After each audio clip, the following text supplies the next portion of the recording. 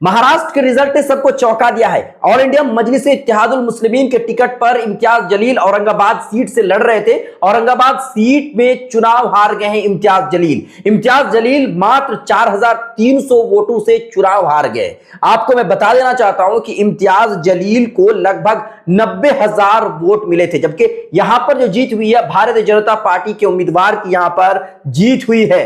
इम्तियाज जलील सिर्फ और सिर्फ 4300 वोटों से चुनाव हार गए। मैं आपको बताना चाहता हूं कि यहां पर तीसरे नंबर पर कांग्रेस थी। इंडियन नेशनल कांग्रेस के जो उम्मीदवार हैं उसको जो है सिर्फ और सिर्फ 11,000 वोट मिले थे और सपा के उम्मीदवार को, समाजवादी पार्टी के उम्मीदवार को लगभग 5,000 वोट मिले थे। तो मैं ये आपको बता देना चाहता हूं कि ऑल इंडिया मजलिस इत्तेहादुल मुस्लिमीन का अगर गठबंधन कांग्रेस के साथ होता, कांग्रेस की जो दूसरी पार्टियां उनके साथ अगर गठबंधन होता, तो शायद ये सीट बीजेपी के हाथ में नहीं जाती। ये सीट जो है कांग्रेस बचा लेती, ऑल इंडिया मजलिस इत्तेहादुल मुस्लिमीन के खाते में चली जाती और शायद गठबंधन होता तो 2-4 सीटों का फायदा जो है कांग्रेस को, कांग्रेस के जो गठबंधन है उनको जरूर मिलता। मैं आपको बताना चाहता हूं, देखिए ऑल इंडिया मजलिस इत्तेहादुल मुस्लिमीन की जो कैंडिडेट है इम्तियाज जलील, वो जो चुनाव हारे बहुत कम मार्जिन है, 4300 वोटों का मार्जिन है। ये बहुत बड़ा मार्जिन नहीं है। वो शुरुआत से ही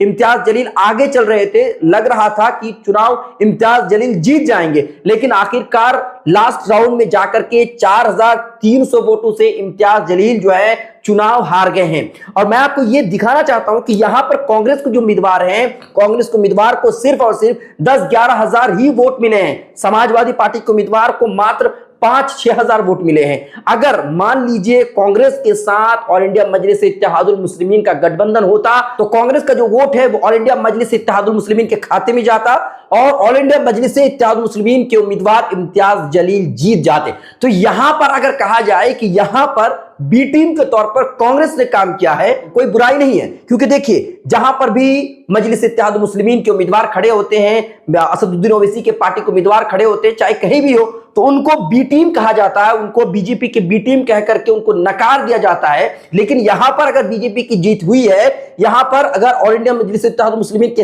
हाथ से सीट गई है, तो इसके पीछे कहीं ना कहीं कांग्रेस है। कांग्रेस के पास सिर्फ 11,000 वोट है और ये 11,000 वोट अगर गठबंधन होता तो ऑल इंडिया मजलिस इत्तेहादुल मुस्लिमीन के खाते में जाता और ऑब्वियसली इम्तियाज जलील की जीत हो जाती।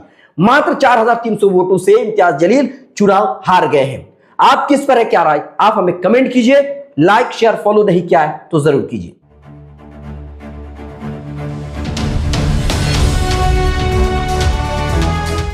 ट्रू रिपोर्ट्स, सच आप तक।